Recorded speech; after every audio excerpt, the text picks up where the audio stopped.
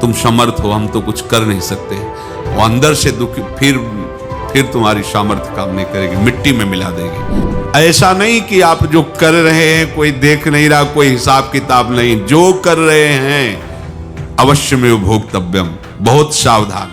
जीव स्वयं नित्य निरंतर कर्मों के जाल को रच रहा है और अपने आप को बांध रहा है। आपको मुक्त होना है, बंधना नहीं है।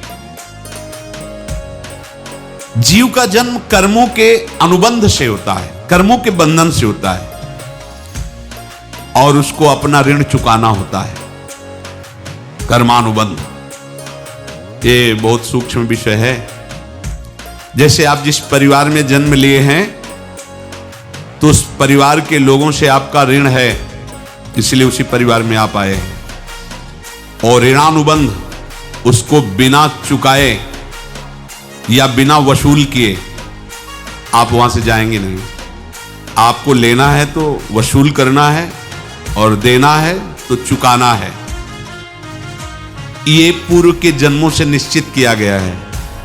जैसे किसी के यहां पुत्र हुआ, जन्म से ही पैसा खर्चा शुरू हुआ, जो बड़ा हुआ तो उद्दंडता के द्वारा मार पूरे परिवार को क्लेश पर क्लेश देता चला जा रहा है। ये तुम्हारे कर्म का फल है। या ऐसे शक्तिहीन बुद्धिहीन ऐसे पागल पूरे जीवन सेवा करो, तुमसे अपना हिसाब चुकाने के लिए वो आया है। अब परिवार के जो सदस्य जुड़े आके, मतलब पत्नी आते ही पूरी हृदय में आनंद, परिवार में आनंद, और जीवन भर वो आनंद ही सुख देने के लिए उसका जन्म हुआ। वो अपना ऋणानुबंध मुक्त, और आते ही भयंकर क्लेश खड़ा कर दिया, बीच में दीवार और झगड़ा वैसा, फिर अतरे दिन मारपीट शुरू, कलह अशांति, पूरा जीवन नरक हिसाब करने आएगी। यहां ऋण चुकाए बिना कोई जा नहीं सकता, ऋण चुकाना पड़ेगा। किसी का ऋण वसूल करना है तो किसी को ऋण चुकाना है, दोनों काम करने होते हैं। अनेक जन्मों में अनेक लोगों के साथ हमने जो बर्ताव किए हैं, अच्छे या बुरे, वो होंगे। अब किसी आदमी को हम जानते नहीं, अचानक मिला, अचानक टक्कर लगा और मार पीट गाली गुप्ता सब कर दिया, चुपचाप सह लो। क्यों? ये आपका हिसाब है, पूर्व का हिसाब। हमारा उससे कोई द्वेष नहीं, कोई संकल्प नहीं। अचानक घटना घटी और हमसे द्वेष करने लगा, हमें पीटने लगा, हमें गालियां दे, ये हिसाब है, चुपचाप सह जाओ। अपने घर का भाई ही भारी दुश्मन बन गया और क्लेश, हिसाब है। एक प्रभुदत्त ब्रह्मचारी जी की वाणी में पढ़ा था, एक महात्मा जी भ्रमण करते थे तो उस समय असरफियां चलती थी, मोहरे असरफियां, तो उनको भेंट में देते लोग। तो या तो ठाकुर सेवा में लगे तत्काल, या संत सेवा में तत्काल लगे, उसका संग्रह करके डोलना ये ठीक नहीं है। बैरागी के लिए सिद्धांत में ये ठीक नहीं है। तो जब 2, 4, 6, 8 ऐसे मोहरे हुई तो उन्होंने विचार किया कि और भ्रमण करके जब काफी मोहरे हो जाएंगी तो प्रयागराज में जब कुंभ पड़ता है, एक बार पूरे सब अखाड़े के संतों को, अलग अलग संप्रदाय सब संतों को बुलाएंगे और सबको पाएंगे। अब साधु है तो यही विचार करेगा, और क्या विचार करेगा। तो उन्होंने एक ऐसे डंडा बनवाया, बेंत, जो ऊपर से चूड़ीदार और भीतर पोला, और मोहरे उसमें डालते गए। और भ्रमण, जहां जहां श्रद्धालु भगत थे सबके यहां जाना और इच्छा रखना कि एक मोहर तो दे दे दक्षिणा में। कामना कोई भी हो वो बांधती ही है, ध्यान रखना। इसीलिए प्रभु जो चाहे वो करे, अपनी चाह नहीं रखनी चाहिए, अपनी चाह प्रभु की चाह में मिला देनी चाहिए। धीरे धीरे वो छड़ी भर गई। भ्रमण करने वाले महात्मा चूड़ी लगाई, इंतजार करते रहे। जब प्रयाग का कुंभ पड़ा तो चले। तो रास्ते में एक गांव में पूछा जाता है, जैसे कहीं रुको कि कोई श्रद्धालु ऐसा है जो संत सेवी है। तो कुछ लोगों ने बताया, हाँ एक परिवार है, बहुत संत सेवी है और आपको मिलाते हैं उनसे। हाँ, ये महाराज घर में रुका। खूब अच्छा हलवा पूड़ी पवाया और जो घर के मालिक थे चरण दबाए। चरण दबाते दबाते उनकी दृष्टि पड़ी उस डंडे पे, इतना मोटा और ऊपर से कुछ चूड़ी सी भी नजर आ रही, इस डंडे में तो कोई रहस्य है ही है। अब महात्मा जी को खवा पिला के सुला दिया। महात्मा जी जब सो गए तो पत्नी से धीरे से कहा, वो डंडा लाओ बाबा जी का डंडा। वो चूड़ीदार जो ही खोला पलटाया तो सैकड़ों मोहरे। ऐसे संत रोज पधारे भगवान, तुम आनंद हो जाए फिर क्या। पत्नी से कहा, नाप के कंकड़ लाओ। वो तो महात्मा जी तो खाए खीर पूड़ी, आराम से सो रहे। रात में पूरी प्लानिंग करके उसमें कंकड़ भर के चूड़ी लगाकर सिराने रख दिया, सारी मोहरें हटा ली। महात्मा जी आराम से छड़ी उठाए तो वजन पक्का। वैसे बड़े लोग चतुर होते हैं, पर ये नहीं जानते कि कर्म कितना भयानक होता है। और उनकी कोई संतान नहीं थी, पर धन में इतना प्रेम उनको था।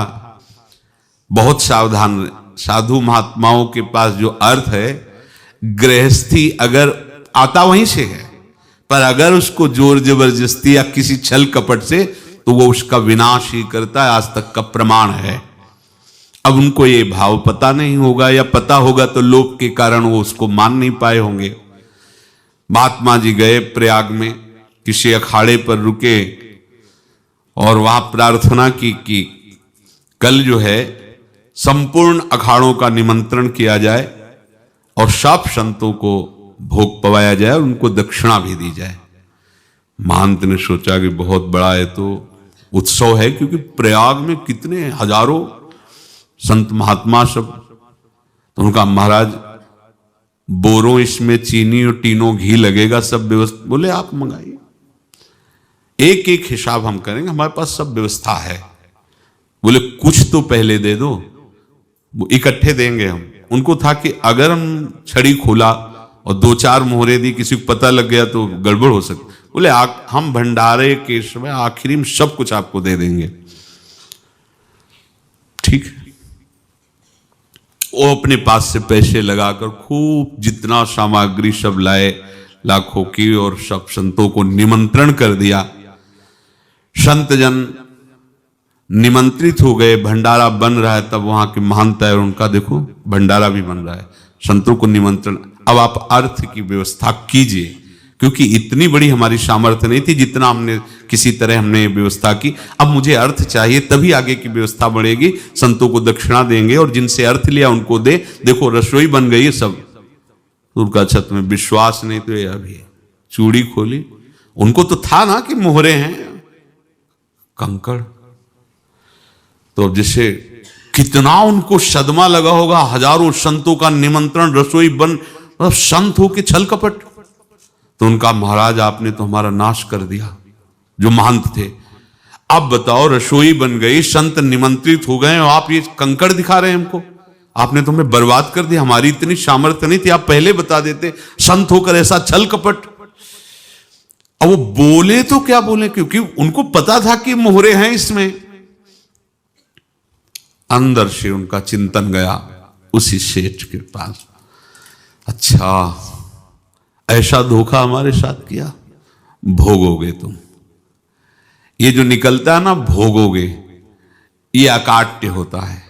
क्योंकि किसी का भी हृदय, मान लो किसी भी जीव जंतु को आप कष्ट दें और उसका हृदय आह भर जाए, तो वो आह वज्र की लेख है, तुम्हें भोगना पड़ेगा। वो देखो भीष्म जी को भोगना पड़ रहा है ना। सांप को ऐसे धनुष की नोक से उठाया और बंबूल के कांटों के ऊपर फेंक दिया, कई दिन तक शेदा हुआ, वो आह भर करके मरा। तो आपको 6 महीने बाणों की सैया पर आह किसी की ना लेना जिंदगी में। कोई ऐसा कोई आह भर करके कह दिया तुम समर्थ हो, हम तो कुछ कर नहीं सकते, और अंदर से दुख, फिर तुम्हारी सामर्थ्य काम नहीं करेगी, मिट्टी में मिला देगी। फिर ये तो संत थे और भगवत आराधना के लिए, संत आराधना के लिए ही ऐसा किए हुए थे। अब इनका कैसे मुंह दिखाएं, अब क्या करें।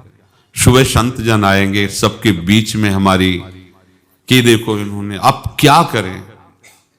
गए और संगम में जाके छलांग लगाई, अपने प्राण त्याग दिए। अब उनके तो पास मोहरे थी और व्यापार बढ़ा, और 9-10 महीने बाद ही लड़का हुआ। अब तो उनको कि संत फलीभूत हो गया, देखो व्यापार चल रहा, लड़का नहीं होता था, लड़का भी हो गया, बड़ा आनंद छा रहा है।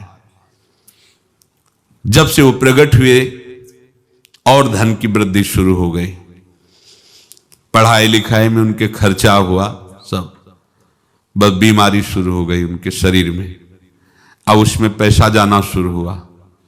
इतने आसक्त तो वो दोनों हो गए कि कुछ भी हो, व्यापार ठप, संपत्ति बेचना शुरू।